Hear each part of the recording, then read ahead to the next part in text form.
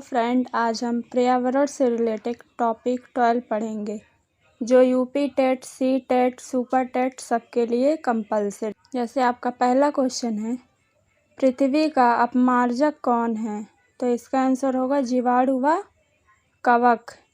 जीवाणु एवं कवक को पृथ्वी का अपमार्जक कहा जाता है। ये ऐसे जीव हैं जो अपने आवासीय क्षेत्र में उपस्थित मृत जैविक पदार्थों को खाकर अपना निर्वाह करते हैं। उसके बाद आपका दूसरा क्वेश्चन है, निम्नलिखित में से जैविक घटक है? इसका आंसर होगा पादप।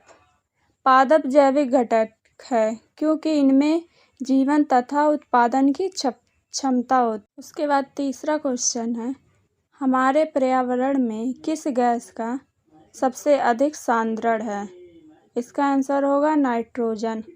पृथ्वी को घेरती हुई जितने स्थान में वायु रहती है उसे वायुमंडल कहते हैं। वायुमंडल के निचले भाग को क्षोभ मंडल, उसके ऊपर के भाग को समताप मंडल एवं इसके ऊपर के भाग को आयन मंडल कहते हैं। आपका चौथा क्वेश्चन है, यदि एक मेढक एक टिड्डे को खाता है तो ऊर्जा का स्थानांतरण होगा। इसका आंसर है प्राथमिक उपभोक्ता से द्वितीयक उपभोक्ता को।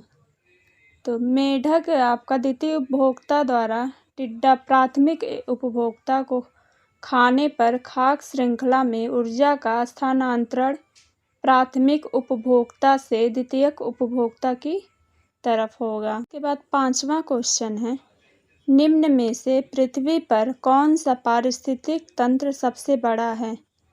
इसका आंसर होगा समुद्र। समुद्र का पारिस्थितिक तंत्र पृथ्वी पर उपस्थित सभी पारिस्थितिक तंत्र में सबसे बड़ा तथा सबसे अधिक भाग पर विस्तारित है। आपका छठा क्वेश्चन है, किसी खाद्य श्रृंखला की प्रथम कड़ी सदैव हरे पादप होते हैं क्योंकि?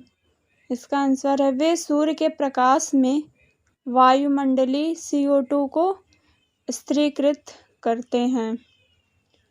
क्यों किसी खाद्य श्रृंखला की प्रथम कड़ी सदैव हरे पादप होते हैं? क्योंकि वह सूर्य के प्रकाश में वायुमंडलीय कार्बन डाइऑक्साइड को स्थिरीकृत कर। के बाद आपका सातवां क्वेश्चन है, पर्यावरण अपघटन के कारण उत्पन्न होने वाले परिणामी खतरों में शामिल है। इसका आंसर होगा बाढ़ एवं सूखा। पर्यावरण अपघटन के कारण जलवायु में परिवर्तन होता है जिसके परिणाम स्वरूप कई प्रकार की प्राकृतिक आपदा उत्पन्न होती है, जैसे सूखा, बाढ़, अत्यधिक वर्षा। उसके बाद आपका आठवां क्वेश्चन है, पर्यावरण जागरूकता को बढ़ावा देने के उद्देश्य से निम्न में से कौन सी प्रतियोगिता का आयोजन किया जाता है? तो इसका आंसर होगा ग्रीन ओलंपियाड। पर्यावरण जागरूकता को बढ़ावा देने के उद्देश्य से ग्रीन ओलंपियाड प्रतियोगिता का आयोजन किया जाता है।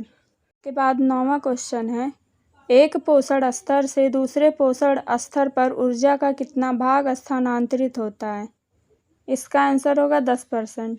एक पोषण स्तर से दूसरे पोषण स्तर तक ऊर्जा का 10% भाग स्थानांतरित होता है।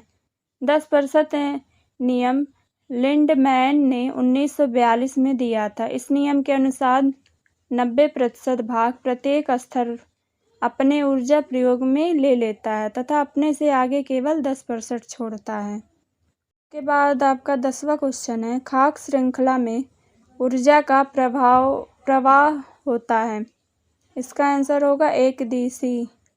किसी पारिस्थितिक तंत्र में खाद्य श्रृंखला विभिन्न प्रकार के जीवधारियों का वह क्रम है जिससे जीवधारी भोज्य एवं भक्षक के रूप में संबंधित रहते हैं।